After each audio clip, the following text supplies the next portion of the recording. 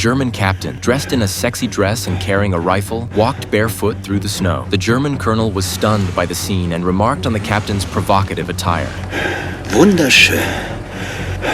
The German captain, humiliated by the Red Ghost, vowed revenge. He led a large force back to the village, determined to eliminate the Soviet partisans. At that moment, the partisans were assisting a pregnant woman in childbirth in the village. The men, experiencing such a scene for the first time, were panicked and at a loss. Ultimately, the bearded man, with his experience, successfully helped the pregnant woman give birth. The woman's screams woke the Red Ghost, who had fainted. He rolled over and jumped down, sensing the presence of the Germans. He picked up his sniper rifle, loaded a bullet, said nothing, and walked out alone with a cold expression. The guerrilla fighters also picked up their weapons, preparing to fight the Germans to the death. The Germans first launched an artillery barrage, and the intense bombardment threw the guerrilla fighters into disarray. Then, German soldiers in white camouflage began to slowly approach the village. A Soviet lieutenant set up a machine gun to repel the first wave of attacks. Meanwhile, the German colonel continued to command the artillery barrage, relentlessly bombarding the village. However, the Red Ghost struck again, killing the German soldiers manning the artillery one after another. The colonel kept ordering the artillery to fire, but a grenade exploded right beside him. In his final moments, the colonel saw the legendary Red Ghost. The lieutenant heard the explosion, turned around, and realized the colonel was dead. He decided to make a desperate charge, leading the surviving soldiers forward. The guerrillas put up fierce resistance, but the Germans were too numerous. The bearded man was the first to fall, and the one-eyed man was also shot down by the lieutenant. The middle defender, dragging his injured hand, picked up the machine gun, but was struck in the jaw by the butt of a German soldier's rifle as they charged forward. At the critical moment, the Red Ghost arrived in time. The scarred man, as if possessed by a war god, picked up his gun and fired wildly at the Germans. Bullets struck his body, but he felt no pain. Ultimately, he was shot